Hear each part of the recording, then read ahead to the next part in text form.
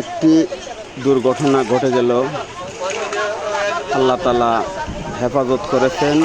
আরে ওই ইঁদুর সত্যি যাও, ইঁদুর সত্যি যাও থেকে কাজ করে ফেরার পথে যাও। ওই মেয়েটা একটা রশি দরকার। আপনার ফাদা তো ধরে লেবা, যে মেয়েটা দেখতে পাচ্ছেন, মেয়েটা একটা রশি হইলে ভালো হইতো সবচেয়ে। ফাদা তো ধরে লাও। বড় ধরনের কোনো জিনে পেয়ে গেছে। ধর ধর ধর ধর, ফাদা ধরে লাও। গার্মেন্টস থেকে একটা রশি দেওয়ার জন্য বলছিলাম। এনে হয়তো জিন জাতি বা পরিজাতি হবে খারাপ। এই খাদের কোনায় রেললাইনের পাশে ময়লা পানির মধ্যে নিয়ে আসেরা মেয়েটা এই ময়লা পানির মধ্যে হাবুডাবু খাচ্ছে। আমরা কয়েকজন মিলে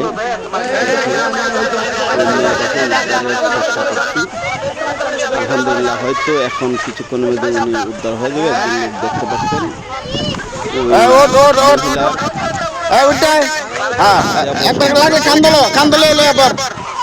দেবর, ওই দেবর অবশ্যই তারা উদ্ধার করার চেষ্টা করছে।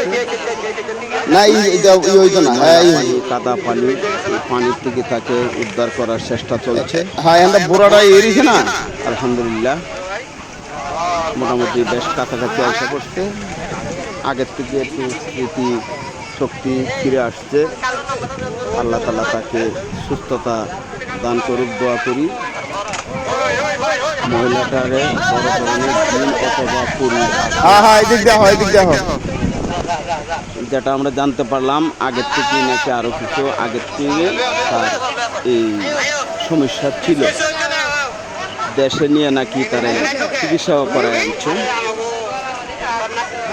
এখন আজকে গার্মেন্টসের মধ্যে তারে পায়। এই অবস্থায় তাকে তাদের পাশে রেললাইনের সংলগ্ন তাকে ময়লার মধ্যে বাইরে ফেলার চেষ্টা করছে। এমন